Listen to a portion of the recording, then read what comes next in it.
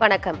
மேகதாது அணை விவகாரத்தில் கர்நாடகாவின் நகர்வு, தமிழக அரசின் எதிர்வினை, டெல்லி சட்டப்பேரவையில் கொண்டுவரப்பட்ட நம்பிக்கையில்லா தீர்மானம், ரஷ்ய எதிர்க்கட்சித் தலைவரின் மர்ம மரணம் என உள்ளூர் முதல் உலகம் வரையிலான செய்திகளை நிமிட செய்திகள் தொகுப்பில் பார்க்கலாம். காவிரி தொடர்பாக கர்நாடகாவுக்கும் தென் மாநிலங்களுக்கும் இடையே காலம் காலமாக மோதல் இருந்து வருகிறது. தமிழகத்தின் எதிர்ப்பையும் மீறி தற்போது மேகதாது அணை கட்ட கர்நாடக அரசு குழுக்களை அமைத்திருக்கிறது.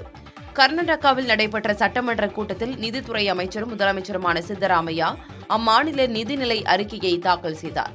அப்போது பேசிய அவர், மேகதாது பகுதியில் அணைகள் கட்ட அனைத்து ஏற்பாடுகளும் தயாராக உள்ளதாக தெரிவித்தார். ஒரு தனி மண்டல குழுவும் 2 துணை மண்டல குழுக்களும் அமைக்கப்பட்டுள்ளதாகவும் சித்தராமையா தெரிவித்துள்ளார்.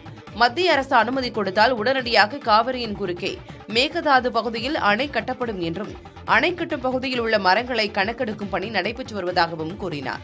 அதேபோல் அணை கட்டும் பகுதியில் பாதிப்பு ஏற்படக்கூடிய விவசாய நிலங்கள், வீடுகளுக்கு மாற்று இடமாக வருவாய் நிலம் வழங்கப்படும் எனவும் சித்தராமையா கூறினார்.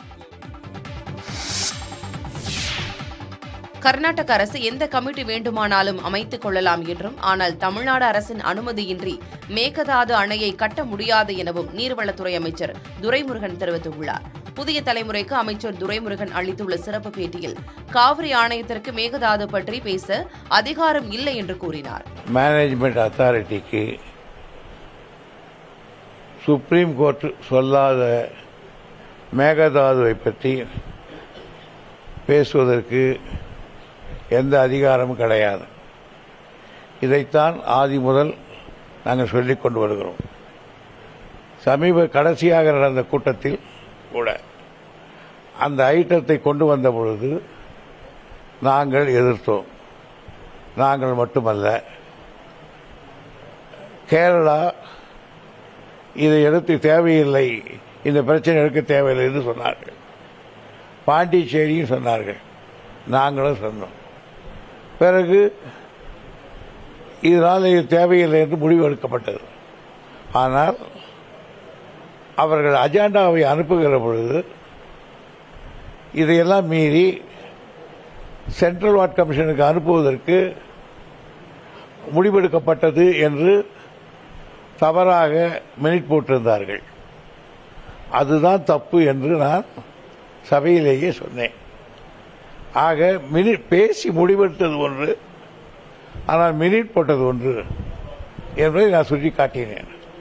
ஆகையினால அது தவறானது என்பதை நாங்கள் உடனடியாக ராங்கா மினிட் போட்டிருக்கிறீர்கள் என்பதை நாங்கள் உடனே சென்ட்ரல் வாட்டர் கமிஷன் அத்தாரிட்டிக்கு தெரிவித்து விட்டோம். ஜன்சக்தி மனிதருக்கும் தெரிவித்து விட்டோம். இன்றைக்கு அவர்கள் அதுக்கு ஒரு கமிட்டி, இதுக்கு ஒரு கமிட்டி போடுவதை பற்றி எங்களுக்கு அக்கறை இல்லை. மேகதாதுவில் அணை கட்ட தமிழக அரசு எந்தவித ஒப்புதலும் அளிக்கவில்லை என தமிழ்நாடு சட்டத்துறை அமைச்சர் ரகுபதி கூறியுள்ளார். புதுக்கோட்டையில் செய்தியாளர்களிடம் பேசிய அவர், இந்த விவகாரத்தில் நீர்வளத்துறை அமைச்சர் தொடர்ந்து உச்சநீதிமன்றத்தில் வலியுறுத்தி வருவதாகவும், அவர் உரிய விளக்கத்தை அளிப்பார் என்றும் அமைச்சர் ரகுபதி கூறினார். எங்களுடைய நீர்வளத்துறை அமைச்சர் அவர்கள் தொடர்ந்து உச்சநீதிமன்றத்திலும் அதே போல அந்த குழுவிடமும் தொடர்ந்து வலியுறுத்தி வந்து கொண்டிருக்கிறார். எனவே அவர் துறை சார்பிலே அவர் அதை பார்த்துக் தமிழக அரசு வந்து ஒப்புதல் அளித்த மாதிரி ஒரு கருத்தை வந்து ஏற்படுத்தியிருக்காங்க. அந்த மாதிரி சட்டசபையிலேயே வந்து துரைமுருகன் சார் வந்து சொன்னாரு. நம்ம சட்டத்துறை மூலியமா அதுக்கு நடவடிக்கை என்ன மாதிரி? தமிழக அரசு ஒப்புதல் எதுக்குமே மேகதாது கொடுக்கல, மாய கருத்தை உருவாக்கிட்டாங்க அப்படின்னு சொல்றாரு. இல்ல, அந்த மாதிரி கிடையாது. அது எங்களுடைய நீர்வளத்துறை அமைச்சர் அவர்கள் அதுக்கு தகுந்த பதிலை தருவாங்க. உச்சநீதிமன்ற தீர்ப்புக்கு எதிராக மேகதாதுவில் புதிய அணை கட்ட நினைக்கும் கர்நாடக அரசுக்கு தமிழக அரசியல் கட்சித் தலைவர்கள் கண்டனம் தெரிவித்தனர். இதுகுறித்து பாமக நிறுவனர் ராமதாஸ் வெளியிட்டுள்ள அறிக்கையில், மேகதாது விவகாரத்தில் கர்நாடகத்தின் அத்துமீறல்களை தமிழக அரசும் மத்திய அரசும் வேடிக்கை பார்த்துக் கொண்டிருக்க கூடாது என தெரிவித்துள்ளார். மேகதாது விவகாரத்தில் கர்நாடகத்தை கண்டித்து தமிழக சட்டப்பேரவையில் தீர்மானம் நிறைவேற்றப்பட வேண்டும் எனவும் ராமதாஸ் வலியுறுத்தினார். தமிழகத்தின் காவிரி நீர் உரிமையை பறித்து வரும் கர்நாடகா மேகதாது அணையை கட்டியே தீர்வோம் என முனைப்பு காட்டுவது கண்டனத்துக்குரியது எனவும் மதிமுக பொதுச் செயலாளர் வைகோ தெரிவித்துள்ளார். நடுவர் மன்ற தீர்ப்பையும் உச்சநீதிமன்ற தீர்ப்பையும் கர்நாடக அரசு மீறுவதை அனுமதிக்க கூடாது எனவும் அவர் வலியுறுத்தினார். தமிழக விவசாயிகளின் வாழ்வாதாரத்தை அழிக்க முயற்சிக்கும் கர்நாடக அரசின் நடவடிக்கையை தடுத்து நிறுத்தி மாநில உரிமையை பாதுகாக்க வேண்டும் என அமமுக பொதுச் செயலாளர் டிடிவி தினகரன் தெரிவித்துள்ளார். மேகதாது அணைக்கு ஆதரவாக நிறைவேற்றப்பட்ட தீர்மானத்தை ரத்து செய்வதற்கான முயற்சிகளை மேற்கொள்ள தமிழக அரசை அவர் வலியுறுத்தினார்.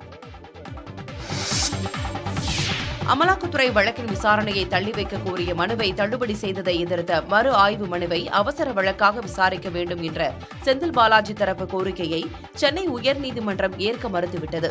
உயர்நீதிமன்றத்தில் நீதிபதிகள் MS ரமேஷ், சுந்தர்மோகன் அமர்வில் இந்த வழக்கு விசாரணைக்கு வந்தபோது செந்தில் பாலாஜி தரப்பு வழக்கறிஞர் மறு ஆய்வு மனுவை அவசரமாக விசாரிக்காவிட்டால் குற்றச்சாட்டுகள் பதிவு செய்யப்பட்டுவிடும் என தெரிவித்தார். ஆனால் அவசர வழக்காக விசாரிக்க வேண்டும் என்ற கோரிக்கையை ஏற்க மறுத்த நீதிபதிகள் வழக்கமான முறையில் பட்டியலிடப்படும் போது விசாரிக்கப்படும் என தெரிவித்தனர். இதனிடையே செந்தில் பாலாஜியின் ஜாமீன் மனு மீதான விசாரணையை திங்கட்கிழமைக்கு பதில் புதன்கிழமை விசாரிக்க வேண்டும் என மூத்த வழக்கறிஞர் ஆரியமா சுந்தரம் சென்னை உயர்நீதிமன்ற நீதிபதி ஆனந்த் வெங்கடேஷ் முன்பு முறையிட்டார். இதனை ஏற்றுக்கொண்ட நீதிபதி செந்தில் பாலாஜியின் ஜாமீன் மனுவை புதன்கிழமை விசாரணைக்கு எடுத்துக் கொள்வதாக தெரிவித்தார். டெல்லி சட்டப்பேரவையில் ஆம் ஆத்மி அரசு மீதான நம்பிக்கை வாக்கெடுப்பு இன்று நடைபெறுகிறது. அரவிந்த் கெஜ்ரிவாலுக்கு எதிரான மதுபான கொள்கை முறைகேடு வழக்கில் அமலாக்கத்துறை இதுவரை 6 முறை சம்மன் அனுப்பியது. இருப்பினும் அமலாக்கத்துறை விசாரணைக்கு ஆஜராவதை கெஜ்ரிவால் தவிர்த்து வருகிறார். அரவிந்த் கெஜ்ரிவால் எந்த நேரத்திலும் கைது செய்யப்படலாம் என அக்கட்சியின் நிர்வாகிகளே கூறி வந்தனர். இந்த நிலையில் ஆம் ஆத்மி MLA-க்களை விலைக்கு வாங்க பாஜக முயற்சிப்பதாக கெஜ்ரிவால் குற்றம் சாட்டியிருந்தார். டெல்லி சட்டப்பேரவையில் தனது அரசு மீது நம்பிக்கை கோரும் தீர்மானத்தை அம்மாநில முதலமைச்சர் அரவிந்த் கெஜ்ரிவால் தாக்கல் செய்திருப்பது புதிய திருப்பத்தை ஏற்படுத்தியுள்ளது.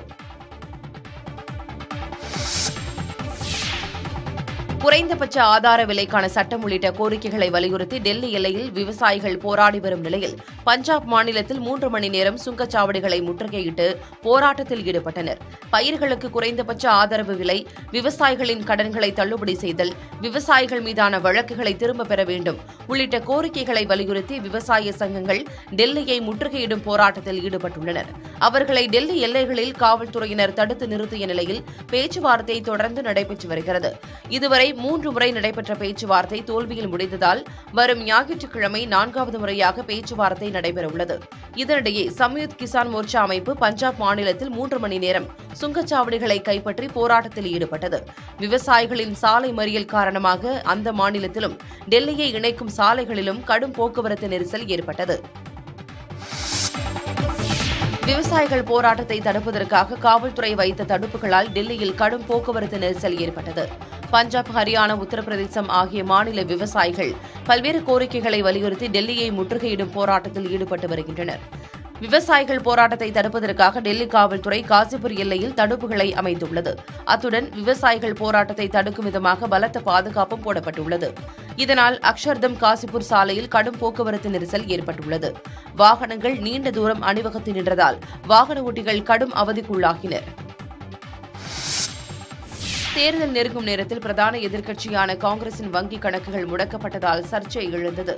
2018, 2019 ஆண்டில் அகில இந்திய காங்கிரஸ் கட்சி மற்றும் இளைஞர் காங்கிரஸ் கட்சி வருமான வரித்துறை கணக்கை தாக்கல் செய்வதில் காலதாமதம் செய்ததாக கூறி காங்கிரஸ் கட்சியின் 4 வங்கிக் கணக்குகள் முடக்கப்பட்டன. இந்நிலையில் சர்வாதிகாரத்துக்கு தலைகுனிய மாட்டோம் என்றும் காங்கிரஸ் கட்சி பணத்தின் வலிமையால் இயங்கும் கட்சி அல்ல, மக்களின் வலிமையால் இயங்கும் கட்சி என்று எக்ஸ் தளத்தில் பதிவிட்டுள்ள காங்கிரஸ் மூத்த தலைவர் ராகுல் காந்தி, ஒவ்வொரு காங்கிரஸ் தொண்டரும் ஜனநாயகத்தை காப்பாற்ற கடைசி வரை போராடுவார்கள் என்று தெரிவித்துள்ளார். மத்திய அரசின் இந்த நடவடிக்கையை கண்டித்து டெல்லியில் இளைஞர் காங்கிரசார் போராட்டத்தில் ஈடுபட்டனர். இந்நிலையில் முடக்கப்பட்ட காங்கிரஸ் கட்சியின் வங்கிக் கணக்குகள் மீண்டும் செயல்படுவதற்கான தற்காலிக அனுமதியை வருமான வரித்துறையின் மேல்முறையீட்டு தீர்ப்பாயம் வழங்கியுள்ளது. GSLV F-14 ராக்கெட் மூலம் இன்சாட் 3DS என்ற செயற்கைக்கோளை இஸ்ரோ இன்று விண்ணில் செலுத்துகிறது. இந்திய விண்வெளி ஆராய்ச்சி நிறுவனம் வானிலை மற்றும் பேரிடர் எச்சரிக்கை தகவல்களை முன்கூட்டியே பெறுவதற்காக இன்சாட் 3DS என்ற செயற்கைக்கோளை வடிவமைத்திருக்கிறது. இதனை ஆந்திர மாநிலம் நெல்லூர் மாவட்டத்தில் உள்ள ஸ்ரீஹரிகோட்டாவிலிருந்து சதீஷ் தவான் விண்வெளி ஆய்வு மையத்திலிருந்து GSLV F-14 ராக்கெட்டில் பொருத்தி இன்று மாலை 5:30 மணிக்கு இஸ்ரோ விண்ணில் ஏவுகிறது. இதற்கான GSLV ராக்கெட் மற்றும் செயற்கைக்கோள் தயார் நிலையில் உள்ளது. ராக்கெட்டுக்கான இறுதிக்கட்ட பணியான கவுண்டவுன் நேற்று பிற்பகல் 2:05 தொடங்கியது. வானிலை செயற்கைக்கோளை சுமந்து செல்லும் GSLV F-14 ராக்கெட் 420 டன் எடை கொண்டது. எரிபொருள் நிரப்பப்பட்ட நிலையில் ராக்கெட் மற்றும் செயற்கைக்கோளின் செயல்பாடுகளை இஸ்ரோ விஞ்ஞானிகள் தீவிரமாக கண்காணித்து வருகின்றனர்.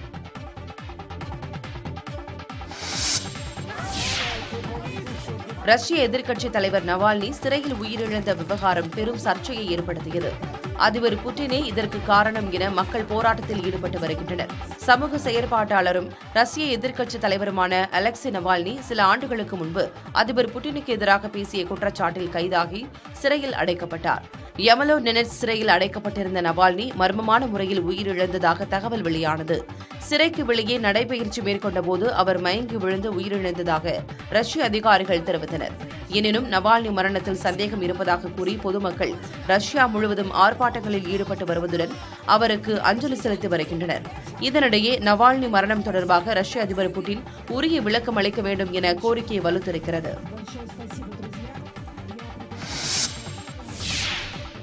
இந்தியாவுக்கு எதிரான 3வது டெஸ்டில் இங்கிலாந்தின் பென் டக்கெட் அதிரடியாக சதமடித்து இந்திய அணிக்கு நெருக்கடியை ஏற்படுத்தியுள்ளார். இங்கிலாந்துக்கு எதிரான 3வது டெஸ்ட் போட்டியின் முதல் இன்னிங்ஸில் ரோஹித் சர்மா மற்றும் ஜடேஜாவின் சதத்துடன் இந்திய அணி 445 ரன்களை சேர்த்தது. இதனையடுத்து 2வது இன்னிங்ஸை தொடங்கிய இங்கிலாந்து அணிக்கு பென் டக்கெட் அதிரடியாக விளையாடி ரன்களை குவித்தார். சிறப்பாக விளையாடிய பென் டக்கெட் சதம் அடித்தார். 2ஆம் நாள் ஆட்ட நேர முடிவில் இங்கிலாந்து அணி 2 விக்கெட்டுகளை இழந்து 207 ரன்களை சேர்த்து வலுவான நிலையில் உள்ளது. இந்திய அணி தரப்பில் அஸ்வின் மற்றும் சிராஜ் ஆகியோர் தலா ஒரு விக்கெட்டை வீழ்த்தினர். சர்வதேச டெஸ்ட் கிரிக்கெட் போட்டிகளில் 500 விக்கெட்டுகளை வீழ்த்தி இந்திய சுழற்பந்து வீச்சாளர் அஸ்வின் சாதனை படைத்துள்ளார். இந்திய கிரிக்கெட் அணியில் அனில் கும்ப்ளேவுக்கு பிறகு முன்னணி சுழற்பந்து வீச்சாளராக திகழ்ந்து வரும் தமிழகத்தைச் சேர்ந்த ரவிச்சந்திரன் அஸ்வின் கடந்த 10 வருடங்களாக டெஸ்ட் போட்டிகளில் சிறப்பான பங்களிப்பை அளித்து வருகிறார். பேட்ஸ்மேன்களின் பலம் பலவீனத்தை அறிந்து அதற்கேற்ப பந்து வீசுவதில் அவர் கில்லாடி. ஏற்கனவே பல சாதனைகளை படைத்துள்ள அஸ்வின் தற்போது மேலும் ஒரு இமாலய சாதனையை படைத்துள்ளார். ராஜ்கோட்டில் நடைபெற்று வரும் இங்கிலாந்துக்கு எதிரான 3வது டெஸ்ட் போட்டியில் இங்கிலாந்து அணியின் தொடக்க வீரர் ஜாக் கிராவ்லியின் விக்கெட்டை வீழ்த்தியதன் மூலம் தனது கணக்கில் 500 விக்கெட்டுகளை அஸ்வின் சேர்த்துள்ளார். இதற்கு முன் முத்தையா முரளிதரன் 87 டெஸ்ட் போட்டிகளில் 500 விக்கெட்டுகளை வீழ்த்தியிருந்தார். அவருக்கு அடுத்தபடியாக இந்திய அணியின் அனில் கும்ப்ளே 105 டெஸ்ட் போட்டிகளில் 500 விக்கெட்டுகளை வீழ்த்தியிருந்தார். அஸ்வின் 98 போட்டிகளில் இந்த மைல்கல்லை எட்டி அசத்தியுள்ளார். 2011ஆம் ஆண்டு மேற்கிந்திய தீவுகளுக்கு எதிரான தொடரில் அஸ்வின் அறிமுகமானார். பந்து வீச்சில் மட்டுமின்றி பேட்டிங்கிலும் அணிக்கு வலு சேர்க்கக்கூடிய வீரர் ரவிச்சந்திரன் அஸ்வின். தேனிசை தென்றல் தேவா குரலில் ஸ்ரீகாந்த் தேவா இசையில் கவிஞர் பொதுத்துவில் அஸ்வின் வரிகளில் மாமா குட்டிமா பாடல் ப்ரோமோ வெளியாகியுள்ளது. தனி இசை பாடல்கள் மூலமாகவும் தமிழ் திரைப்பட பாடல்கள் வாயிலாகவும் உலகெங்கும் உள்ள தமிழர்கள் மனங்களில் இடம் பிடித்துள்ளவர் கவிஞர் அஸ்வின். ஏற்கனவே இவரது வரிகளில் வெளியான ஜெயலலிதா மறைவு குறித்த வானே இடிந்ததம்மா பாடல், சண்டாளனே, ஐயோ சாமி நீ எனக்கு வேண்டாம் உள்ளிட்ட ஆல்பம் பாடல்கள் ஹிட் அடித்துள்ளன. இந்நிலையில் தேனிசை தென்றல் தேவா மற்றும் ஸ்ரீகாந்த் தேவாவுடன் கவிஞர் பொதுத்துவில் அஸ்வின் கைகோர்த்துள்ளார். ராப் பிரசாத் இயக்கியுள்ள இந்த ஆல்பத்தை நடிகர் ஜெய் வெளியிட்டுள்ளார்.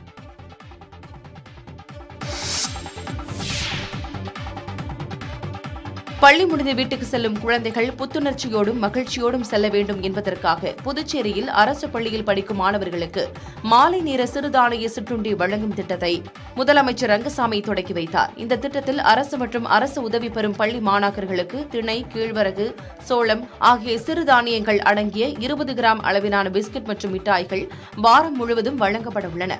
இந்த திட்டமானது புதுச்சேரியில் உள்ள 486 பள்ளிகளில் அமல்படுத்தப்பட்டுள்ளன. இதன் மூலம் 86,000 மாணாக்கர்கள் பயனடைய உள்ளனர். இதனையடுத்து இந்த விழாவில் பேசிய முதலமைச்சர் ரங்கசாமி, இனிவரும் வாரத்தில் 2 முட்டைகளுக்கு பதிலாக மதிய உணவில் 3 முட்டைகளும் வழங்கப்படும் என்ற அறிவிப்பை வெளியிட்டார். சிறுதானிய ஆண்டாக அறிவித்து சிறுதானியத்துடைய முக்கியத்துவத்தை நம்முடைய மாண்பு பாரத பிரதமர் உணர்த்தினார்கள். அந்த சிறுதானியத்தின் மூலமாக என்னென்ன சத்துக்கள் கிடைக்கின்ற வாய்ப்பு இருக்கின்றதோ அது நம்முடைய பிள்ளைகளுக்கெல்லாம் கிடைக்க வேண்டும். சத்துணவு மிக அவசியமான ஒன்று. பிள்ளைகள் நல்லா விளையாடணும், அதே மாதிரி நல்ல சாப்பாடு இருக்கணும், நல்ல சத்தான சாப்பாடாக இருக்கணும். சத்தான உணவு இருக்கும்பொழுது நம் உடலில் எதிர்ப்பு சக்தி கூடுதலாக வாய்ப்பு உண்டு. எதிர்ப்பு சக்தி இருந்தால் நோய் வருதல் குறைவு. கிரிப்டோ கரன்சிகளை நாணயங்கள் என்று குறிப்பிட முடியாது என ரிசர்வ் வங்கி தெரிவித்துள்ளது. கேரள மாநிலம் கோழிக்கோட்டில் நடைபெற்ற ஆலோசனைக் கூட்டத்தில் பங்கேற்று பேசிய ரிசர்வ் வங்கியின் செயல் இயக்குநர் வாசுதேவன், கிரிப்டோ கரன்சிகளுக்கு அடிப்படை மதிப்பு இல்லாததால் அவைகளை நாணயங்கள் என மதிப்பிட முடியாது என தெரிவித்துள்ளார். பிட்காயின்கள் போன்ற கிரிப்டோ கரன்சிகள் நிதி அமைப்புகளுக்கு ஆபத்துகளை விளைவிப்பதாகவும் அவர் தெரிவித்துள்ளார். கிரிப்டோ கரன்சிகள் உலகம் முழுவதும் வர்த்தகமாகும் நிலையில் இந்தியாவில் அவைகளை எவ்வாறு கையாள்வது என்பதை மத்திய அரசு ஆலோசித்து வருவதாக தெரிவித்த வாசுதேவன், இந்தியாவில் கிரிப்டோ கரன்சிகளுக்கு சட்ட விதிகள் இல்லை என்றும் அவைகளில் வர்த்தகம் செய்யும் முதலீட்டாளர்கள் வரி செலுத்த வேண்டும் எனவும் கூறினார். இது ஒருபுறம் இருக்க, கடந்த ஆண்டு இந்திய ரிசர்வ் வங்கி டிஜிட்டல் கரன்சியை அறிமுகப்படுத்தியது கவனிக்கத்தக்கது. நடிகர் விஜய் புதிதாக தொடங்கிய கட்சியின் பெயரில் பிழை இருந்ததாக குற்றச்சாட்டு எழுந்த நிலையில் புதிய பெயர் மாற்றம் தொடர்பான அறிவிப்பு இன்று வெளியாகும் என தகவல் வெளியாகியுள்ளது. தமிழக வெற்றி கழகம் என்ற பெயரில் அரசியல் கட்சியை தொடங்கி இருப்பதாக நடிகர் விஜய் சமீபத்தில் அறிவித்தார். இது தொடர்பாக அவர் வெளியிட்டிருந்த அறிக்கையில் கட்சியின் பெயர் மற்றும் சின்னம் தொடர்பான அதிகாரப்பூர்வ அறிவிப்பு விரைவில் வெளியாகும் என்றும் கட்சிக்கான கொள்கை மற்றும் திட்டங்கள் குறித்த தகவல்கள் வெளியிடப்படும் எனவும் தெரிவித்திருந்தார். அதே சமயம் தற்போது ஒத்துக்கொண்டுள்ள திரைப்பட பணிகளை முடித்துவிட்டு முழு நேர அரசியலில் ஈடுபட உள்ளதாகவும் நடிகர் விஜய் கூறியிருந்தார். இதனிடையே நடிகர் விஜய் தொடங்கிய கட்சியின் பெயரில் பிழை இருந்ததாக சமூக வலைதளங்களில் சர்ச்சை எழுந்தது. இந்நிலையில் நடிகர் விஜயின் கட்சியின் பெயரில் மாற்றம் செய்து புதிய அறிவிப்பு இன்று வெளியாகும் என தகவல் அறிந்த வட்டாரங்கள் தெரிவித்துள்ளன. முன்னாள் அமைச்சர் செந்தில் பாலாஜியின் நீதிமன்ற காவல் பிப்ரவரி 20ஆம் தேதி வரை நீட்டித்து சென்னை மாவட்ட முதன்மை அமர்வு நீதிமன்றம் உத்தரவு பிறப்பித்துள்ளது. அமலாக்கத்துறை வழக்கிலிருந்து தன்னை விடுவிக்க கோரி செந்தில் பாலாஜி தரப்பில் புதிய மனு தாக்கல் செய்யப்பட்டிருக்கிறது. தனக்கு எதிரான குற்றச்சாட்டுகளுக்கு முகாந்திரம் இல்லை என தெரிவிக்கப்பட்டிருக்கிறது. இந்த மனு மீது உத்தரவு பிறப்பிக்கப்படும் வரை குற்றச்சாட்டுகள் பதிவை தள்ளி வைக்கவும் கோரப்பட்டுள்ளது. இதன் காரணமாக சென்னை முதன்மை அமர்வு நீதிமன்றத்தில் செந்தில் பாலாஜிக்கு எதிராக குற்றச்சாட்டுகள் பதிவு செய்யப்படவில்லை. ஜூன் 14ஆம் தேதி கைதான செந்தில் பாலாஜியின் நீதிமன்ற காவல் முடிவடைந்த நிலையில் புழல் சிறையிலிருந்து காணொலி மூலம் ஆஜர்படுத்தப்பட்டார். அப்போது வரும் 20ஆம் தேதி வரை செந்தில் பாலாஜியின் காவலை நீட்டித்து நீதிமன்றம் உத்தரவிட்டது. தமிழக அரசை கண்டித்தும் சட்டம் ஒழுங்கு சீர்குலைந்துள்ளதாக கூறியும் கடந்த மாதம் 2ஆம் தேதி கரூர் வேலுச்சாமிபுரத்தில் அதிமுக சார்பில் கண்டன ஆர்ப்பாட்டம் நடைபெற்றது. முன்னாள் அமைச்சர்கள் KP முனுசாமி, தங்கமணி, திண்டுக்கல் சீனிவாசன், MR விஜயபாஸ்கர், நத்தம் விஸ்வநாதன் உள்ளிட்டோர் பங்கேற்ற இந்த ஆர்ப்பாட்டத்தால் பொதுமக்கள் மற்றும் போக்குவரத்துக்கு இடையூறு ஏற்பட்டதாக கூறி 11 பேர் மீது கரூர் நீதிமன்றத்தில் வழக்கு தொடரப்பட்டது. இதனை ரத்து செய்யக்கோரி முன்னாள் அமைச்சர்கள் 5 உட்பட 11 பேர் சென்னை உயர்நீதிமன்றத்தில் மனு தாக்கல் செய்தனர். வழக்கு விசாரணையின் போது ஜனநாயக முறையில் கூட்டம் நடந்ததாகவும் பழிவாங்கும் நடவடிக்கையாக இந்த வழக்கு பதிவு செய்யப்பட்டுள்ளதாகவும் வாதிடப்பட்டது. இதனை ஏற்ற நீதிபதி முன்னாள் அமைச்சர்கள் 5 பேர் உட்பட 11 பேருக்கு எதிரான வழக்கை ரத்து செய்து உத்தரவிட்டார். ரோடமைன் பி ரசாயனம் கொண்டு பஞ்சு மிட்டாய் உள்ளிட்ட உணவுப் பொருட்களை தயாரிப்பது தண்டனைக்குரிய குற்றம் என உணவு பாதுகாப்புத்துறை அதிகாரிகள் எச்சரிக்கை விடுத்துள்ளனர். புற்றுநோய் ஏற்படுத்தக்கூடிய ரோடமைன் பி ரசாயனம் பஞ்சு மிட்டாய் தயாரிப்பில் பயன்படுத்துவதாக குற்றச்சாட்டு எழுந்தது. புதுச்சேரியை தொடர்ந்து தமிழ்நாட்டிலும் கடற்கரைகள், பூங்கா, பொதுமக்கள் அதிகம் கூடும் இடங்களில் விற்பனையாக வைக்கப்பட்டிருந்த பஞ்சு மிட்டாய்களை கைப்பற்றி உணவு பாதுகாப்புத்துறையினர் ஆய்வு மேற்கொண்டனர். அதில் ரோடமைன் பி ரசாயனம் நிறங்களுக்காக தொழிற்சாலைகளில் பயன்படுத்தக்கூடியது என்றும் இதனால் கல்லீரல், சிறுநீரகம் உள்ளிட்ட உடல் உறுப்புகள் பாதிக்கப்படும் எனவும் உணவு பாதுகாப்புத்துறையினர் எச்சரித்துள்ளனர். தொடர்ந்து பஞ்சு மிட்டாய் உள்ளிட்ட உணவுப் பொருட்களை ஆய்வு செய்து உணவு பாதுகாப்புத்துறை சட்டத்தின் கீழ் நடவடிக்கை எடுக்க அனைத்து உணவு பாதுகாப்புத்துறை அலுவலர்களுக்கும் அத்துறை ஆணையர் அறிவுறுத்தியுள்ளார். பேடிஎம் வங்கியில் பரிவர்த்தனை மேற்கொள்ளவும் பணத்தை டெபாசிட் செய்வதற்குமான காலக்கெடுவை மார்ச் 15ஆம் தேதி வரை நீட்டித்து ரிசர்வ் வங்கி உத்தரவிட்டுள்ளது. ரிசர்வ் வங்கியின் இந்த அறிவிப்பால் பேடிஎம் வங்கி வாடிக்கையாளர்களுக்கு நிரந்தர தீர்வு ஏற்பட்டுள்ளது என்றால் அதுவும் இல்லை. மார்ச் 15ஆம் தேதிக்கு பிறகு பேடிஎம் வங்கியின் வாடிக்கையாளர் கணக்குகள், ப்ரீபெய்டு வாலெட், ஃபாஸ்டேக், தேசிய மொபிலிட்டி கார்டுகள் போன்றவற்றில் டெபாசிட் அல்லது கிரெடிட் பரிவர்த்தனைகள் அல்லது டாப் அப்கள் அனுமதிக்கப்படாது என்றும் ரிசர்வ் வங்கி தெரிவித்துள்ளது. பேடிஎம் வங்கி ரிசர்வ் வங்கியின் விதிகளை மீறி தொடர்ந்து செயல்பட்டு வந்ததால் பேடிஎம் வங்கி செயல்பாட்டிற்கு தடை விதிக்கப்பட்டது.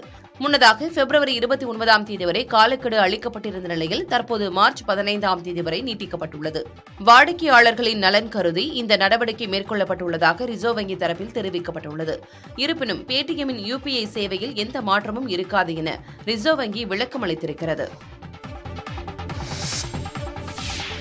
திருவண்ணாமலை மாவட்டம் சளுக்கை கிராமத்தில் அரசின் பொது கழிப்பறையில் 2 வருடங்களாக வாழ்க்கை நடத்தி வந்த தம்பதியருக்கு புதிய தலைமுறை செய்தி எதிரொலியால் தற்காலிக குடியிருப்பு கிடைத்திருக்கிறது. சளுக்கை கிராமத்தில் உள்ள பொது கழிப்பறையில் தினகரன் பொன்னியம்மாள் தம்பதியர் தங்கள் குழந்தையுடன் கடந்த 2 வருடங்களாக வசித்து வந்தனர். இதுகுறித்து புதிய தலைமுறையில் செய்தி வெளியாக பல்வேறு அதிர்வலைகளை ஏற்படுத்திய நிலையில் அவர்களுக்கான தற்காலிக குடியிருப்புகள் அமைத்து தரப்பட்டன. அதனுடன் பட்டா சான்று, வங்கி கணக்கு புத்தகம் மற்றும் 100 நாள் வேலை அடையாள அட்டை ஆகியவையும் வழங்கப்பட்டன. இதனை வந்தவாசி வட்டாட்சியர் நேரில் சென்று வழங்கினார்.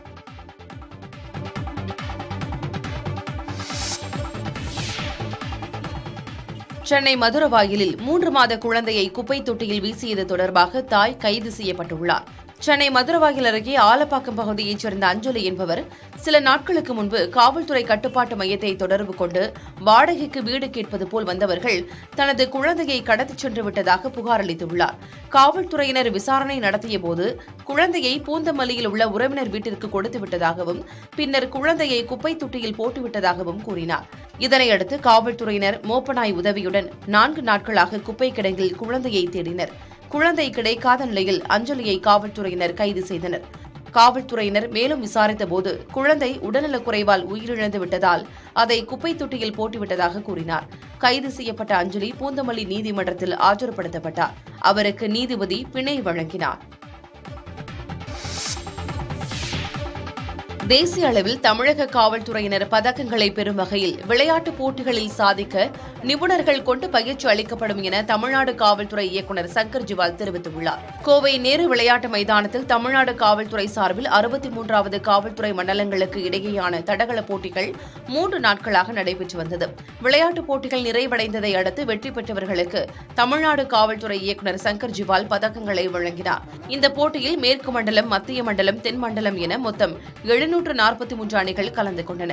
இந்த போட்டியில் ஒட்டுமொத்தமாக சாம்பியன்ஷிப் கோப்பையை சென்னை பெருநகர காவல்துறை தட்டிச் சென்றது. 2வது இடத்தை மேற்கு மண்டலம் கைப்பற்றியது.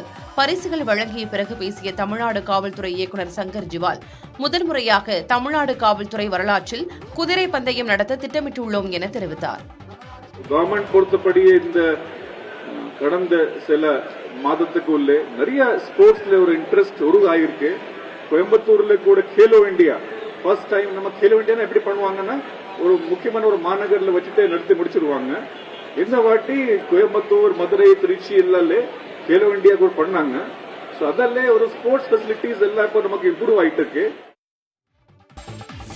கார்ட்டோசாட் 2 செயற்கைக்கோளின் ஆயுட்காலம் முடிவடைய உள்ள நிலையில் விண்வெளி குப்பைகளை குறைக்கும் நோக்கோடு செயற்கைக்கோளின் உயரத்தை குறைத்து அதன் பாகங்களை செயலிழக்கச் செய்து சுற்றுவட்ட பாதையை வெற்றிகரமாக குறைத்துள்ளதாக இஸ்ரோ தெரிவித்துள்ளது. கார்ட்டோசாட் 2 செயற்கைக்கோள் நகர்ப்புற திட்டமிடலுக்கான படங்களை வழங்குவதற்காக 2007ஆம் ஆண்டு விண்ணுக்கு அனுப்பப்பட்டது. 680 கிலோ எடை கொண்ட இந்த செயற்கைக்கோள் பூமியிலிருந்து 635 கிலோமீட்டர் உயரத்தில் துருவ சுற்றுவட்ட பாதையில் இயங்கியது. கார்ட்டோசாட் 2 செயற்கைக்கோளின் ஆயுட்காலம் முடிவடைய உள்ள நிலையில் பிப்ரவரி 14ஆம் தேதி அதன் சுற்றுவட்ட பாதையின் உயரம் 130 கிலோமீட்டருக்கு கொண்டுவரப்பட்டது. ஐக்கிய நாடுகளின் விதிகளுக்குட்பட்டு விண்வெளி குப்பையை குறைக்கும் வகையிலும் மற்ற செயற்கைக்கோளின் இயக்கங்களை பாதிக்காத வகையிலும் செயற்கைக்கோளின் சுற்றுவட்ட பாதையின் உயரம் வெற்றிகரமாக குறைக்கப்பட்டிருப்பதாக இஸ்ரோ தெரிவித்துள்ளது. கார்ட்டோசாட் 2 செயற்கைக்கோளின் தற்போதைய சுற்றுவட்ட பாதையின் புகைப்படத்தையும் இஸ்ரோ வெளியிட்டுள்ளது. ராமரை கற்பனை கதாபாத்திரம் என கூறி ராமர் கோவில் கட்டக்கூடாது என பேசியவர்களும் இப்போது ஜெய் ஸ்ரீராம் மந்திரம் ஓதுவதாக பிரதமர் நரேந்திர மோடி கூறியுள்ளார். ஹரியானாவில் நடந்த பொதுக்கூட்டத்தில் உரையாற்றிய பிரதமர், உலகத்தில் இந்தியா புதிய உயரங்களை தொட்டிருப்பதாகவும் இது மக்களின் ஆசீர்வாதத்தால் தான் சாத்தியமானது எனவும் கூறினார். தாம் ஒரு உறுதி அளித்ததாகவும் சட்டப்பிரிவு 370ஐ நீக்கியதன் மூலம் தமது வாக்குறுதியை நிறைவேற்றியதாகவும் பிரதமர் கூறினார். 2014ஆம் ஆண்டு நாடாளுமன்ற தேர்தலில் தாம் பிரதமர் வேட்பாளராக அறிவிக்கப்பட்ட பிறகு முதலில் கலந்து கொண்ட நிகழ்ச்சி ரெவாரியல் தான் என குறிப்பிட்ட பிரதமர் நரேந்திர மோடி, பிரதமர் வேட்பாளர் என்ற முறையில் சில வாக்குறுதிகளை அளித்ததாக கூறினார். அயோத்தியில் பிரம்மாண்ட ராமர் கோவில் வேண்டும் என நாடு விரும்பியதாகவும் அந்த விருப்பம் நிறைவேற்றப்பட்டுள்ளதாகவும் தெரிவித்தார். தேசிய ஜனநாயக கூட்டணி 400 தொகுதிகளுக்கு மேல் கைப்பற்றும் என மக்கள் கூறுவதாக தெரிவித்த பிரதமர், ஜனநாயகத்தில் தொகுதிகள் முக்கியம்தான் என்றாலும் தமக்கு மிகப்பெரிய சொத்து மக்களின் ஆசைதான் என குறிப்பிட்டார். ரேஷன் பொருட்கள் விநியோக திட்டத்தில் முறைகேட்டில் ஈடுபட்ட மேற்குவங்க அமைச்சர் ஜோதிபிரியா மாலிக் அமைச்சரவையிலிருந்து நீக்கப்பட்டுள்ளார். மேற்கு வங்கத்தில் முதலமைச்சர் மம்தா பானர்ஜி அமைச்சரவையில் தொழிற்சாலை மறுசீரமைப்புத்துறை அமைச்சராக இருப்பவர் ஜோதிபிரியா மாலிக். இவர் உணவு பாதுகாப்புத்துறை அமைச்சராக இருந்தபோது ரேஷன் பொருட்கள் விநியோக திட்டத்தில் பெருமளவு ஊழல் நடந்ததாக புகார் எழுந்தது. இதனை அமலாக்கத்துறை விசாரித்து வந்த நிலையில் இதில் நடந்துள்ள பண மோசடி வழக்கில் அமைச்சர் ஜோதிபிரியா வீடு மற்றும் அலுவலகங்களில் சோதனை நடத்தியது. கடந்த ஆண்டு அக்டோபரில் ஜோதிபிரியா மாலிக் கைது செய்யப்பட்டார். இந்நிலையில் முதலமைச்சர் மம்தா பானர்ஜி ஆளுநருக்கு அளித்த பரிந்துரையின் பெயரில் ஜோதிபிரியா மாலிக் அமைச்சரவை பதவியிலிருந்து நீக்கி உத்தரவிட்டார். அவர் வகித்து வந்த இலாக்கா பிர்பகா அன்ஸ்தாவிடம் வழங்கப்பட்டது. நடிகர் மன்சூர் அலிகான் புதிய கட்சியை தொடங்கியுள்ளார். இந்திய ஜனநாயக புலிகள் என்ற அரசியல் கட்சியை தொடங்கியுள்ள அவர் டெல்லியில் உள்ள இந்திய தலைமை தேர்தல் ஆணையத்தில் கட்சியை பதிவு செய்தார். பின்னர் செய்தியாளர்களிடம் பேசிய நடிகர் மன்சூர் அலிகான் ஒரு முடிவுடன் அரசியலில் இறங்கியுள்ளதாக கூறினார். இந்திய ஜனநாயக புலிகள் கட்சி தேசிய அளவில் செயல்படும் என்றும் அதே வேளையில் தமிழ் தேசியத்திற்கு எதிரானது அல்ல எனவும் தெரிவித்தார். தங்கள் அரசியல் அதிரடி அரசியலாக இருக்கும் எனவும் தெரிவித்தார். மாட்டுவண்டி பந்தயங்களை அதிகபட்சமாக 3 மணி நேரத்திற்குள் முடிக்க வேண்டும் என உயர்நீதிமன்ற மதுரை கிளை உத்தரவிட்டுள்ளது. தஞ்சாவூர் சேதுபாவ சத்திரம் பகுதியைச் சேர்ந்த ரவி உயர்நீதிமன்ற மதுரை கிளையில் தாக்கல் செய்த மனுவில் தமது கிராமத்தில் வரும் 18ஆம் தேதி மாட்டுவண்டி பந்தயம் நடத்த அனுமதி கோரி காவல் நிலையத்தில் மனு அளித்ததாகவும் ஆனால் அனுமதி வழங்க மறுத்துவிட்டதாகவும் குறிப்பிட்டிருந்தார். மாட்டுவண்டி பந்தயம் நடத்த அனுமதி வழங்க வேண்டும் என்றும் மனுவில் கேட்டுக் கொண்டிருந்தார். இந்த மனு விசாரணைக்கு வந்த நிலையில் தஞ்சை மாவட்ட எஸ்பி ஆஷிஷ் ராவத் பதில் மனு தாக்கல் செய்தார். அந்த மனுவில் விலங்குகள் நல வாரியம், நெடுஞ்சாலைத்துறை, வருவாய்த்துறை மற்றும் சுகாதாரத்துறையிடமிருந்து தடையில்லா சான்று பெற வேண்டும் என்றும் முழு போட்டியையும் அதிகபட்சமாக 3 மணி நேரத்திற்குள் முடிக்க வேண்டும், சாதி மற்றும் அரசியல் சாயம் இருக்கக்கூடாது எனவும் கூறியிருந்தார். இதை ஏற்றுக்கொண்ட நீதிபதிகள் மாட்டுவண்டி பந்தயம் நடத்துவது குறித்த விதிமுறைகளை அனைத்து மாவட்ட எஸ்பிக்கள் மற்றும் காவல் நிலையங்களுக்கு டிஜிபி சுற்றறிக்கை அனுப்ப வேண்டும் என்றும் அதன் அடிப்படையில் மாட்டுவண்டி பந்தயத்திற்கு அனுமதி வழங்கலாம் எனவும் உத்தரவிட்டனர். சென்னையை அடுத்த பூந்தமல்லி அருகே தனியார் விடுதிக்கு அருகில் உள்ள கால்வாயிலிருந்து பிறந்த சில நாட்களேயான பெண் குழந்தை மீட்கப்பட்டது. ராமானுஜக்கூட தெருவில் இயங்கி வரும் தனியாருக்கு சொந்தமான விடுதியின் வளாக பகுதிக்கு அருகில் கடந்த 2 நாட்களாக பூனை அழுவது போன்ற சத்தம் கேட்டதாக சொல்லப்படுகிறது. சந்தேகமடைந்து சத்தம் கேட்ட பகுதிக்கு சென்று பார்த்த விடுதி உரிமையாளர் யுவராணி பிறந்த சில நாட்களேயான பெண் குழந்தையை மீட்டுள்ளார். உடல் முழுக்க எறும்புகள் மொய்க்க குப்பைகளுக்கு மத்தியிலிருந்து மீட்கப்பட்ட குழந்தையை யுவராணி உடனே அருகில் உள்ள மருத்துவமனைக்கு கொண்டு சென்றார். அங்கு குழந்தைக்கு முதலுதவி சிகிச்சைகள் அளிக்கப்பட்ட நிலையில் மேல் சிகிச்சைக்காக குழந்தை எழும்பூர் அரசு குழந்தைகள் மருத்துவமனைக்கு கொண்டு செல்லப்பட்டது. இதையடுத்து சம்பந்தப்பட்ட விடுதி வளாகத்தில் ஆய்வு நடத்திய அதிகாரிகள் குழந்தை மேலிருந்து தூக்கி வீசப்பட்டிருக்கலாம் என்பதை கணித்தனர். மேலும் அந்த பகுதியில் தீவிர விசாரணை நடத்தி வருகின்றனர். இந்நிலையில் 2 தினங்களுக்கு பிறகு மீட்கப்பட்ட குழந்தைக்கு அதிர்ஷ்டலட்சுமி என பெயர் சூட்டப்பட்டிருக்கிறது. சேலம் மாவட்டம் தலைவாசல் அருகே தனியார் ஜவ்வரிசி ஆலையில் கலப்படம் செய்யப்படுவது கண்டறியப்பட்டு ஆலைக்கு சீல் வைக்கப்பட்டது. தலைவாசல் அருகே சித்தேரியில் தனியாருக்கு சொந்தமான சேகோ ஆலையில் உணவு பாதுகாப்புத்துறை மாவட்ட நியமன அலுவலர் கதிரவன் மற்றும் சேலம் சர்வ அதிகாரிகள் இணைந்து ஆய்வு மேற்கொண்டனர். அப்போது சேகோ ஆலையில் உணவாக உட்கொள்ள தகுதியற்றது என வகைப்படுத்தப்பட்ட சோடியம் ஹைப்போகுளோரைடு வேதிப்பொருள் வைக்கப்பட்டிருந்தது தெரியவந்தது. வேதிப்பொருட்களை பயன்படுத்தி ஜவ்வரிசி தயாரிப்பதற்காக வைக்கப்பட்டிருப்பது கண்டுபிடிக்கப்பட்டது. இதையடுத்து சுமார் 19 லட்சம் ரூபாய் மதிப்புள்ள பொருட்கள் பறிமுதல் செய்யப்பட்டன. உணவு தயாரிக்க தகுதியில்லாத வேதிப்பொருட்களை பயன்படுத்தியதற்காக ஆலைக்கு அளிக்கப்பட்டிருந்த உணவு பாதுகாப்பு உரிமம் தற்காலிகமாக ரத்து செய்யப்பட்டது. மேலும் உணவு பாதுகாப்பு சட்டத்தின்படி ஆலை உரிமையாளருக்கு விளக்கம் கேட்டு நோட்டீஸ் அனுப்பப்பட்டுள்ளது. உணவு மாதிரிகளின் ஆய்வறிக்கையை பொறுத்து உணவு பாதுகாப்பு தரங்கள் சட்டத்தின்படி மேல் நடவடிக்கை எடுக்கப்படும் என உணவு பாதுகாப்புத்துறை அதிகாரிகள் தெரிவித்தனர்.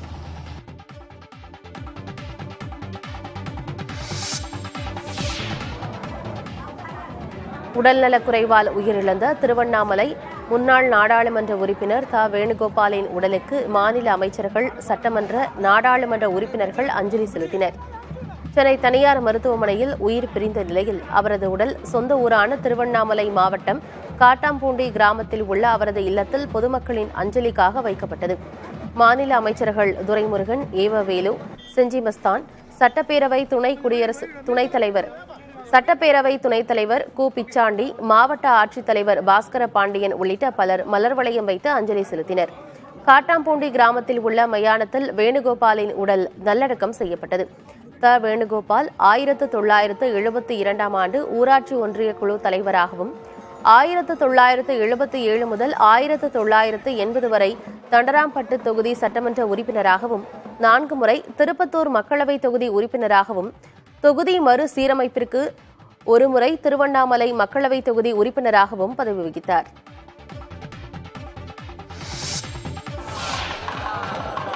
திருப்பதி ஏழுமலை கோவிலில் ரத சப்தமியை முன்னிட்டு கருட வாகன புறப்பாடு நடைபெற்றது. இதில் திரளான பக்தர்கள் பங்கேற்று சாமி தரிசனம் மேற்கொண்டனர். முன்னதாக நேற்று காலை முதல் வாகன புறப்பாடாக சூரிய பிரபை வாகனமும் 2வது வாகன புறப்பாடாக சின்ன சேஷ வாகனமும் நடைபெற்றது. தொடர்ந்து மாலையில் 3வது வாகன புறப்பாடாக கருட வாகன புறப்பாடு கோவில் மாட வீதிகளில் நடைபெற்றன. தங்க கருட வாகனத்தில் சிறப்பு அலங்காரத்தில் எழுந்துருளி மாட வீதிகளில் வலம் வந்த உற்சவர் மலையப்ப சாமியை அங்கு கூடியிருந்த பல்லாயிரக்கணக்கான பக்தர்கள் கற்பூர ஆரத்தி சமர்ப்பித்து கோவிந்தா கோவிந்தா என முழக்கத்துடன் வழிபட்டனர்.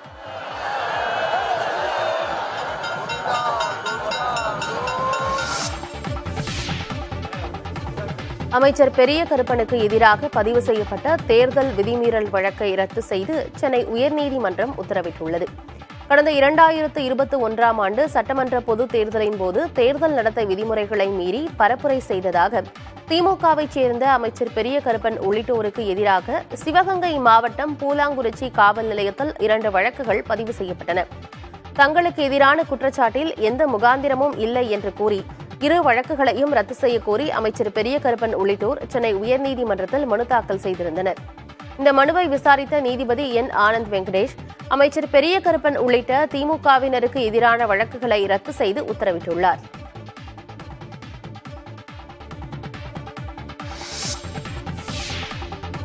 திரையுலகினர் பங்கேற்கும் செலிபிரிட்டி கிரிக்கெட் லீக் தொடர் வரும் 23ஆம் தேதி ஷார்ஜாவில் தொடங்குகிறது. சிசிஎல் கிரிக்கெட் போட்டி குறித்து சென்னை தேனாம்பேட்டையில் உள்ள நட்சத்திர ஹோட்டலில் நடிகர்கள் ஆர்யா, பரத், சாந்தனு உள்ளிட்டோர் செய்தியாளர்களை சந்தித்தனர். அப்போது திரையுலகினர் கலந்து கொண்டு விளையாடும் நட்சத்திர விளையாட்டு நிகழ்வான செலிபிரிட்டி கிரிக்கெட் லீக் வரும் 23ஆம் தேதி முதல் மார்ச் 17ஆம் தேதி வரை நடைபெற உள்ளதாகவும் இந்தியாவின் 8 மாநிலத்தைச் சேர்ந்த அணிகள் இந்த போட்டியில் பங்கேற்பதாகவும் தெரிவிக்கப்பட்டது. சென்னை ரைனோஸ் அணியை நடிகர் ஆர்யா வழிநடத்த உள்ளார். ஷார்ஜா, ஹைதராபாத், திருவனந்தபுரம் மற்றும் சண்டிகர் உள்ளிட்ட நகரங்களில் 20 போட்டிகள் நடைபெற உள்ளன.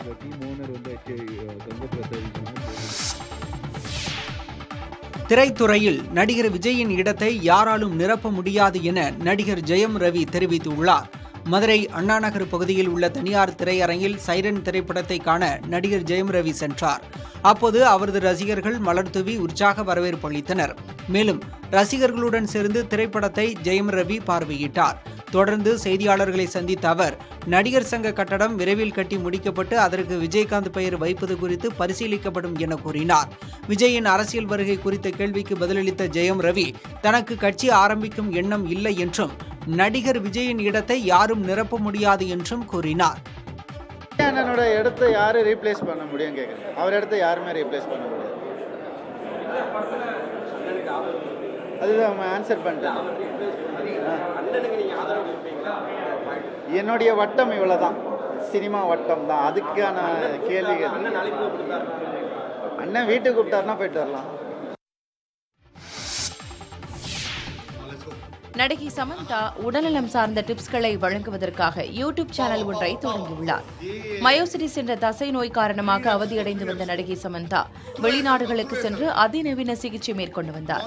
இதனால் சினிமாவில் இருந்து இடைவெளி எடுத்துக்கொண்ட சமந்தா ஓரளவு உடல்நிலை தேறியதால் மீண்டும் திரைக்களத்தில் குதித்துள்ளார். இந்த நிலையில் சமூக வலைதளத்தில் வீடியோ ஒன்றை வெளியிட்டார் சமந்தா. அதில் டாக் 20 என்ற யூடியூப் சேனலை தொடங்கியதாகவும் அதில் உடல்நலம் சார்ந்த டிப்ஸ் வழங்க உள்ளதாகவும் கூறியிருந்தார். அதன்படி இந்த சேனலின் முதல் வீடியோ வரும் 19ஆம் தேதி வெளியாகிறது. ஏற்கனவே பிரத்யூஷா என்ற அமைப்பின் மூலமாக குழந்தைகளின் எதிர்கால வாழ்க்கைக்கு உதவி செய்து வரும் சமந்தா சகி என்ற புடவை பிராண்ட் மூலம் நெசவாளர்களுக்கும் வாய்ப்புகள் கிடைக்க வழிவகை செய்து வருகிறார். தேசிய அளவில் தமிழக காவல்துறையினர் பதக்கங்களை பெறும் வகையில் விளையாட்டுப் போட்டிகளில் சாதிக்க நிபுணர்கள் கொண்டு பயிற்சி அளிக்கப்படும் என தமிழ்நாடு காவல்துறை இயக்குநர் சங்கர் ஜிவால் தெரிவித்துள்ளார். கோவை நேரு விளையாட்டு மைதானத்தில் தமிழ்நாடு காவல்துறை சார்பில் 63வது காவல்துறை மண்டலங்களுக்கு இடையேயான தடகள போட்டிகள் 3 நாட்களாக நடைபெற்று வந்தது. விளையாட்டுப் போட்டிகள் நிறைவடைந்ததை அடுத்து வெற்றி பெற்றவர்களுக்கு தமிழ்நாடு காவல்துறை இயக்குநர் சங்கர் ஜிவால் பதக்கங்களை வழங்கினார். இந்த போட்டியில் மேற்கு மண்டலம், மத்திய மண்டலம், தென் மண்டலம் என மொத்தம் 743 அணிகள் பங்கேற்றன. இந்த போட்டியில் ஒட்டுமொத்த சாம்பியன்ஷிப் கோப்பையை சென்னை பெருநகர் காவல்துறை தட்டிச் சென்றது. 2வது இடத்தை மேற்கு மண்டலம் கைப்பற்றியது. பரிசுகள் வழங்கிய பிறகு பேசிய தமிழ்நாடு காவல்துறை இயக்குநர் சங்கர் ஜிவால், முதல் முறையாக தமிழ்நாடு காவல்துறை வரலாற்றில் குதிரை பந்தயம் நடத்த திட்டமிட்டுள்ளோம் என தெரிவித்தார்.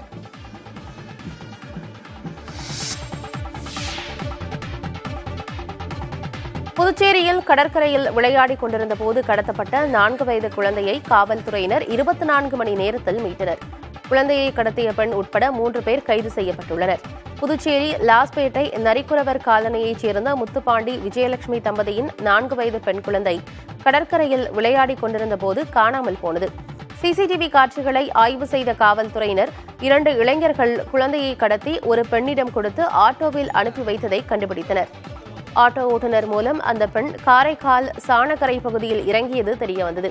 காவல்துறையினர் அந்த பகுதியில் விசாரணை மேற்கொண்டபோது ஒரு பெண் குழந்தையுடன் தப்பியோட முயன்றுள்ளார். அந்த பெண்ணை மடக்கி பிடித்த காவல்துறையினர் குழந்தையை மீட்டனர்.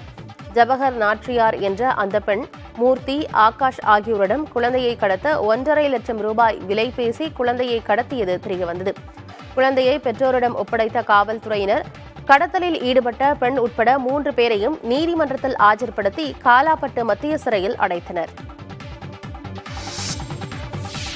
பொது விநியோக திட்டத்தின் கீழ் மசூர் பருப்பையும் விநியோகிக்க கோரிய விண்ணப்பத்தை பரிசீலித்து 8 வாரங்களில் உத்தரவு பிறப்பிக்கும்படி தமிழக கூட்டுறவு, உணவு மற்றும் நுகர்வோர் பாதுகாப்புத்துறை கூடுதல் செயலாளருக்கு சென்னை உயர்நீதிமன்றம் உத்தரவிட்டுள்ளது.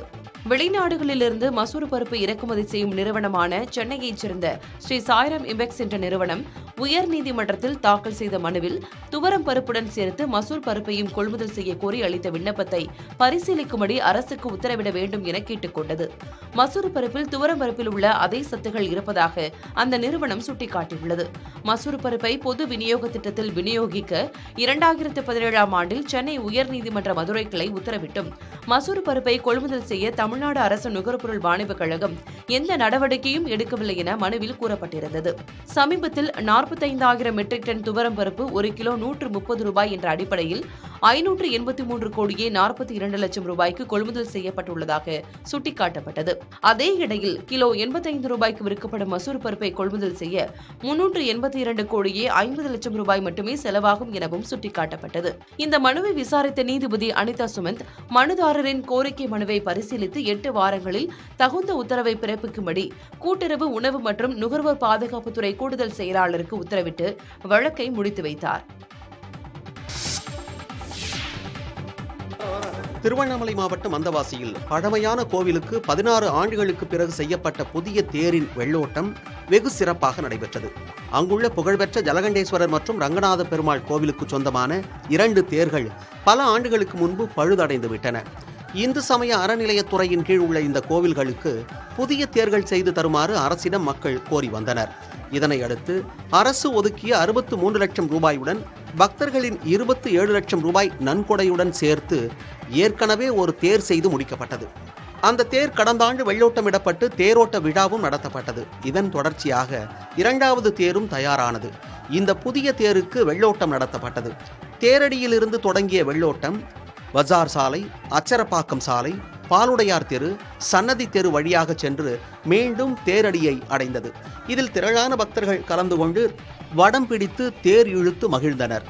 16 ஆண்டுகளுக்கு பிறகு கோவிலுக்கு தேர் வந்திருப்பதால் பக்தர்கள் மகிழ்ச்சி அடைந்திருக்கிறார்கள்.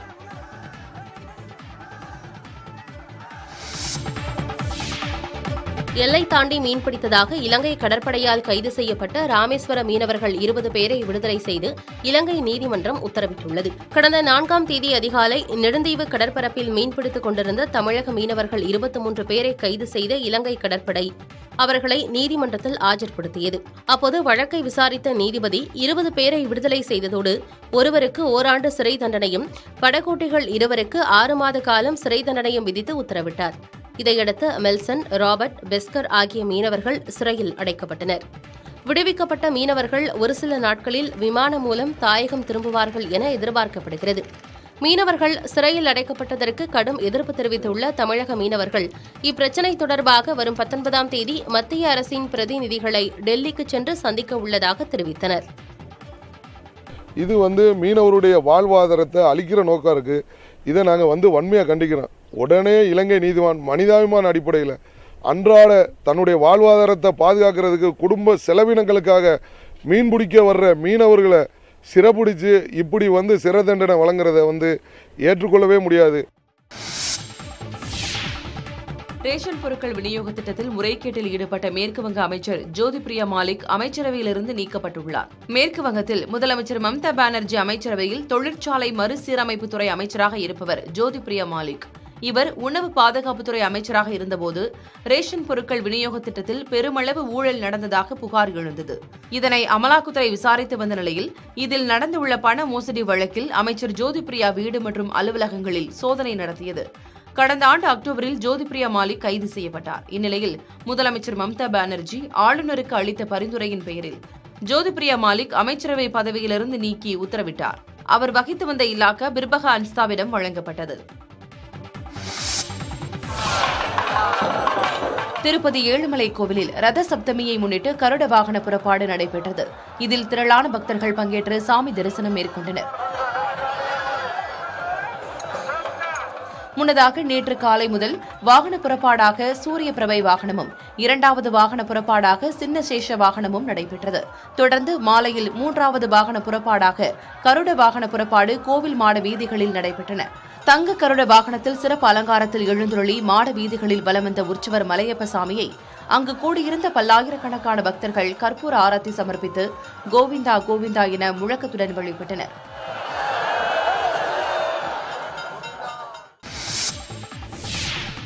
தமிழக அரசை கண்டித்தும் சட்டம் ஒழுங்கு சீர்குலைந்துள்ளதாக கூறியும் கடந்த மாதம் 2ஆம் தேதி கரூர் வேலுச்சாமிபுரத்தில் அதிமுக சார்பில் கண்டன ஆர்ப்பாட்டம் நடைபெற்றது.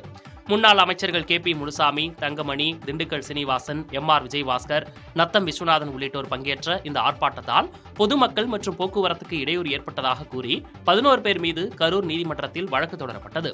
இதனை ரத்து செய்ய கோரி முன்னாள் அமைச்சர்கள் 5 உட்பட 11 பேர் சென்னை உயர்நீதிமன்றத்தில் மனு தாக்கல் செய்தனர்.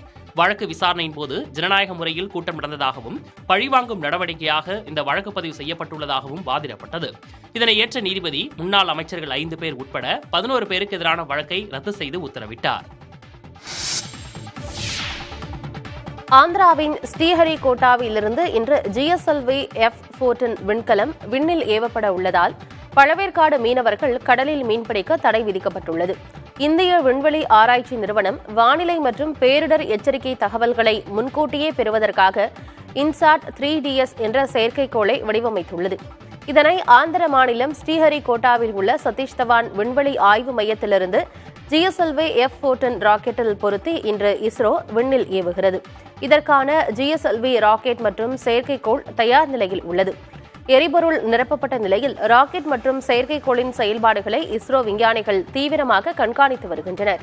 இந்நிலையில் GSLV F-14 விண்ணில் ஏவப்பட இருப்பதால் பழவேற்காடு மீனவர்கள் மீன்பிடிக்க கடலுக்கு செல்ல வேண்டாம் என மீன்வளத்துறை அறிவுறுத்தியுள்ளது.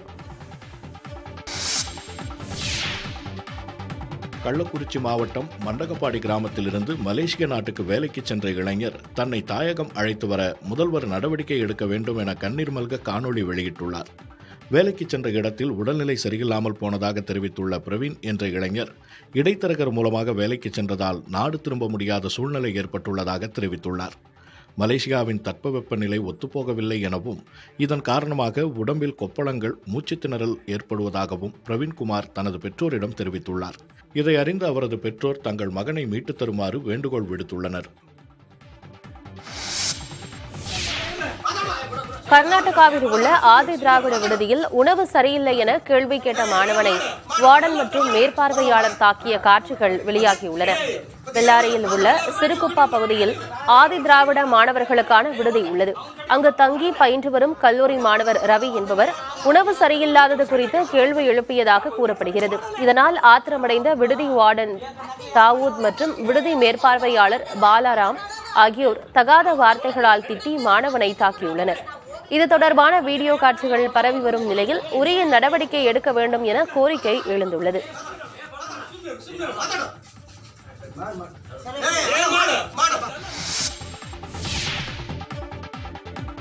தூத்துக்குடியில் தேவாலயம் ஒன்றில் இரு பிரிவினர் இடையே மோதல் ஏற்பட்டது. நாசரேத் திருமண்டலத்திற்கு சொந்தமான பரி பேட்ரிக் தேவாலயம் தூத்துக்குடி சத்திரம் தெருவில் அமைந்துள்ளது. இந்த ஆலயத்திற்கு செல்வின்துரை என்பவர் தலைமையில் புதிய கமிட்டி அமைக்கப்பட்ட நிலையில் பழைய கமிட்டியில் உள்ள உறுப்பினர்கள் 4 பேர் நீக்கப்பட்டனர். இதனால் மோதல் போக்கு உருவானதால் காவல்துறை மற்றும் வருவாய்த்துறை அதிகாரிகள் நடத்திய பேச்சுவார்த்தையில் பேட்ரிக் தேவாலயத்தில் கமிட்டியின் கூட்டத்தை நடத்தக்கூடாது என முடிவெடுக்கப்பட்டது. இதனை மீறி செல்வின்துறை தரப்பினர் கூட்டம் நடத்தியதாக கூறி எதிர்த்தரப்பினர் தேவாலயத்திற்குள் புகுந்து வாக்குவாதத்தில் ஈடுபட்டனர். அப்போது இருதரப்பு இடையே கைகலப்பும் ஏற்பட்டது. சம்பவ இடத்திற்கு வந்த காவல்துறையினர் இரு தரப்பையும் சமாதானப்படுத்தி அனுப்பி வைத்தனர்.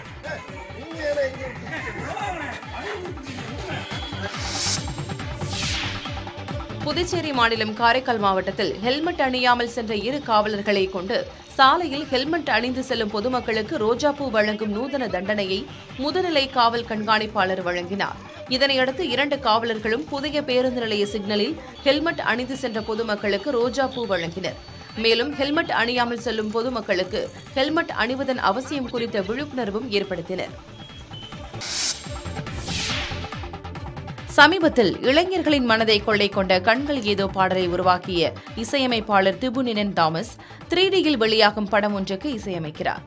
நீ கவிதைகளா, வாயாடி பெத்த புள்ள, ஒத்தையடி பாதையில், அடியே உள்ளிட்ட பல பிரபலமான பாடல்களை வழங்கி ஸ்பாட்டிஃபை தளத்தில் அதிக பார்வையாளர்களை கடந்த பாடல்களின் பட்டியலில் இடம் பிடித்த முதல் தென்னிந்திய இசையமைப்பாளர் என்ற புகழ் பெற்றவர் இசையமைப்பாளர் திபுனினன் தாமஸ். இவர் பேன் இண்டியா படமாக உருவாகும் 3Dயில் வெளியாகும் அஜயந்தே ரெண்டம் மோஷனம் என்ற படத்திற்கு இசையமைக்கிறார். இந்த படம் ஜிதின்லால் இயக்கத்தில் டொவினோ தாமஸ் நடிப்பில் 5 மொழிகளில் உருவாகிறது. மேலும் 4 தமிழ் திரைப்படங்களுக்கும் இசையமைக்கும் பணிகளில் பிஸியாக உள்ளார் இசையமைப்பாளர் திபுனினன் தாமஸ். ராமம் ராகவம் படத்தின் கிளிம்ஸ் வீடியோ வெளியாகியிருக்கிறது. தன்ராஜ் கொரநானி இயக்கத்தில் உருவானது ராமம் ராகவம் திரைப்படம். இந்த திரைப்படத்தில் சமுத்திரகனி, ஹரிஷ் உத்தமன், தன்ராஜ் கொரநானி, சத்யா, மோக்ஷதா சென்குப்தா, பிருத்திவிராஜ் உட்பட பலர் நடித்திருக்கின்றனர். துர்கா பிரசாத் ஒளிப்பதிவு செய்திருக்கும் இந்த படத்திற்கு அருண் இசையமைத்திருக்கிறார். ஸ்லேட் பென்சில் ஸ்டோரேஸ் நிறுவன தயாரிப்பில் உருவாகியுள்ள இந்த படம் தமிழ், தெலுங்கு ஆகிய 2 மொழிகளில் தயாராகிறது. இந்த படத்தின் ஃபர்ஸ்ட் லுக் அண்மையில் வெளியாகி பெரும் கவனத்தை ஈர்த்த நிலையில் காதலர் தினத்தையொட்டி இந்த படத்தின் கிளிம்ஸ் வீடியோவும் வெளியாகியுள்ளது. மலையாள நடிகை ஐஸ்வர்யா அனில் அப்புக்குட்டிக்கு ஜோடியாக தமிழில் அறிமுகமாகிறார். நகைச்சுவை நடிகராக திரைப்பயணத்தை தொடங்கிய அப்புக்குட்டி அழகர்சாமி படத்திற்காக தேசிய விருது வென்று தனக்கென தனித்த அடையாளத்தை பெற்றார். இதனையடுத்து கதாநாயகனாக நடிக்கும் கதைக்கு முக்கியத்துவம் அளித்து வரும் இவர் ராஜு சந்திரா இயக்கத்தில் உருவாக்கியுள்ள பிறந்தநாள் வாழ்த்துக்கள் படத்தில் மீண்டும் நாயகனாக நடித்துள்ளார். இப்படத்தின் மூலமாக மலையாள நடிகை ஐஸ்வர்யா அனில் தமிழில் அறிமுகமாகிறார். மேலும் ஸ்ரீஜா ரவி மற்றும் ரோஜி மேத்யூ ஆகியோர் முக்கிய கதாபாத்திரங்களில் நடித்துள்ளனர். இதேபோன்று 2 மலையாள படங்களை இயக்கிய ராஜு சந்திரா தனது 3வது படத்தை தமிழில் இயக்குகிறார். கார்ட்டோசாட் 2 செயற்கைக்கோளின் ஆயுட்காலம் முடிவடைய உள்ள நிலையில் விண்வெளி குப்பைகளை குறைக்கும் நோக்கோடு செயற்கைக்கோளின் உயரத்தை குறைத்து அதன் பாகங்களை செயலிழக்கச் செய்து சுற்றுவட்ட பாதையை வெற்றிகரமாக குறைத்துள்ளதாக இஸ்ரோ தெரிவித்துள்ளது. கார்ட்டோசாட் 2 செயற்கைக்கோள் நகர்ப்புற திட்டமிடலுக்கான படங்களை வழங்குவதற்காக 2007ஆம் ஆண்டு விண்ணுக்கு அனுப்பப்பட்டது. 680 கிலோ எடை கொண்ட இந்த செயற்கைக்கோள் பூமியிலிருந்து 635 கிலோமீட்டர் உயரத்தில் துருவ சுற்றுவட்ட பாதையில் இயங்கியது. கார்ட்டோசாட் 2 செயற்கைக்கோளின் ஆயுட்காலம் முடிவடைய உள்ள நிலையில் பிப்ரவரி 14ஆம் தேதி அதன் சுற்றுவட்ட பாதையின் உயரம் 130 கிலோமீட்டருக்கு கொண்டுவரப்பட்டது. ஐக்கிய நாடுகளின் விதிகளுக்குட்பட்டு விண்வெளி குப்பையை குறைக்கும் வகையிலும் மற்ற செயற்கைக்கோளின் இயக்கங்களை பாதிக்காத வகையிலும் செயற்கைக்கோளின் சுற்றுவட்ட பாதையின் உயரம் வெற்றிகரமாக குறைக்கப்பட்டிருப்பதாக இஸ்ரோ தெரிவித்துள்ளது. கார்ட்டோசாட் 2 செயற்கைக்கோளின் தற்போதைய சுற்றுவட்ட பாதையின் புகைப்படத்தையும் இஸ்ரோ வெளியிட்டுள்ளது. ஹைதராபாத் மகளிர் கிரிக்கெட் அணி பயணித்த பேருந்தில் மது அருந்தியதாக எழுந்த புகாரில் மூத்த பயிற்சியாளர் மீது நடவடிக்கை எடுக்கப்பட்டுள்ளது. ஹைதராபாத் மகளிர் கிரிக்கெட் அணி பயிற்சியாளராக இருந்தவர் வித்யுத் ஜெய்சிம்மா சீனியர் பெண்கள் அணியை பயிற்சிக்காக பேருந்தில் அழைத்து சென்றபோது வித்யுத் ஜெயசிம்மா மது பாட்டிலை உடன் எடுத்து சென்றுள்ளார். மேலும் பேருந்தில் அவர் மது அருந்திய காட்சிகள் சமூக வலைதளங்களில் வெளியாகின. இந்த சம்பவம் பற்றி விசாரணைக்கு உத்தரவிட்ட ஹைதராபாத் கிரிக்கெட் அசோசியேஷன் பயிற்சியாளர் வித்யுத் ஜெயசிம்மா மறு உத்தரவு வரும் வரை கிரிக்கெட் விவகாரங்களில் தலையிடக்கூடாது என உத்தரவிட்டுள்ளது.